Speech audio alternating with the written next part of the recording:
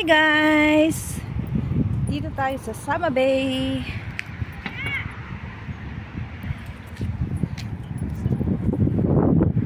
Sarap dito guys. 2PD lang ang entrance guys. May mga cottage ka na libre lahat. Sarap. Sasama ko si Princess dito sa off niya.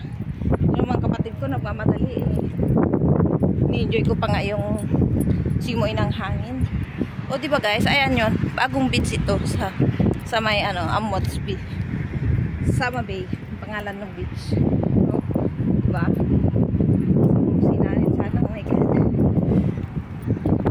I miss you Narin. Soon baby, soon. You will be coming. You with mommy here, rounding here in the beach with Ate Princess, the Lenlen, the Tess. See, yan guys, ang linis niya guys. First time namin pumasok, sabi ko lang kanya na pumasok na rin tayo, lagi na lang tayong sa bahay. Kaso nga kasi may work guys. So, ayan guys, oh, ang ganda oh, dito, upo ka dito sa may bato. Di ba ganun?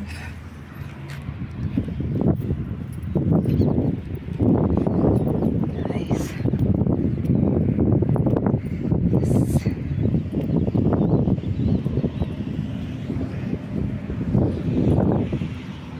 Hi brother. Yeah, I want to ask you if we come here, no problem. We bring food. Bring food, no problem. No problem, ah? No problem. Okay, thank you.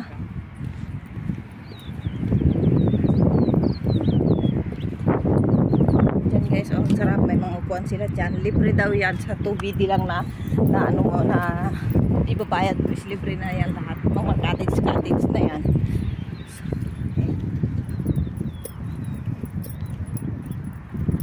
Ayan, pwede ka lang magbaon dito ng pagkain mo. Enjoy. So, yun ang kayang day off ng aking anak. Para sandali. Madali ito katigas.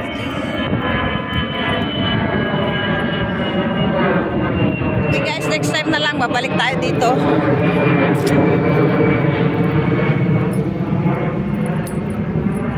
VD lang daw yung entrance. So, kaya naman yan ang budget. Ang ganda, oh. O, diba? Paggabi dito, coffee shop. Pag may boyfriend ka dito, may apam ka. Oh! Hanap na tayo ng apam.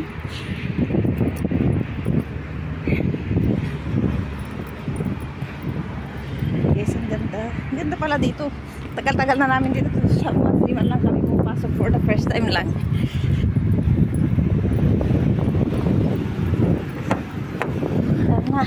Pwede daw magbaon eh.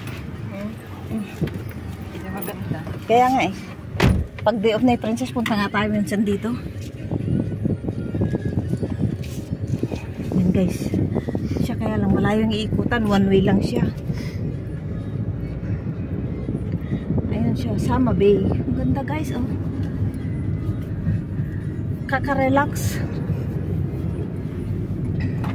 Magdadala ko ng ko dyan pag pupunta ko swimsuit. Ganyan lang. Ano naman ang dyan? O di maligo ka lang, relax. Laban lang cottage. Meron no? Sunog ka. Hindi maglagay ka ng sunblock, grab. Ang ganda kaya. Yan yung mga cottage na yan oh. Free na yan. Pag 2BD lang yung bayaran mo. Ayan, kumpleto dyan oh. May coffee shop, may ano naman.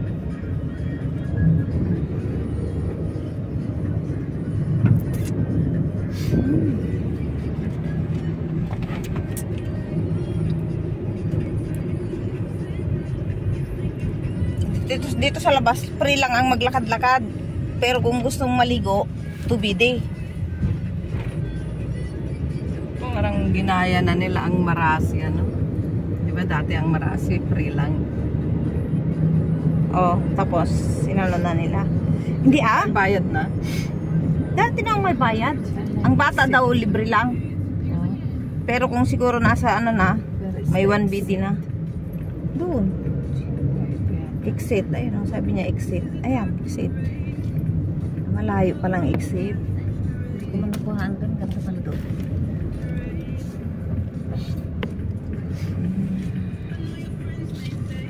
Talagang may mga pera. Kaya nila talagang ikawan daan. Kaya nung napanood namin doon na yung ang bantay-bantay talagang pinagawan niya ng kalsada, yung ano niya. Napanood mo yun? Oo. Yung Ilocano? Oo. Nurse, ang asawa niya, nurse sa ano. Mga kapatid niya rin. Sa Europe sila, di ba? Biruin mo yun, ang layo, ang bantay na paggawa Nga to na.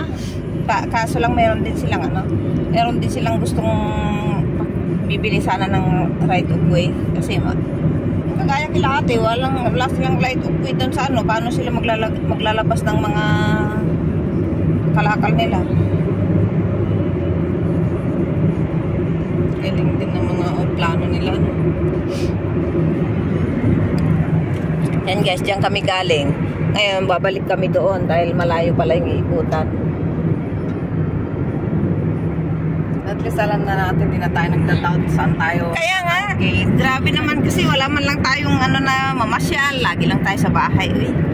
Naku, makakaya. Ano si Princess dyan? Kaka-idea. Sige, mili tayo kami. Gusto niya mag-beach eh. Gusto niya pumunta doon kay ate. Sa bagay doon, libre nga naman. Sa tala. May food pa.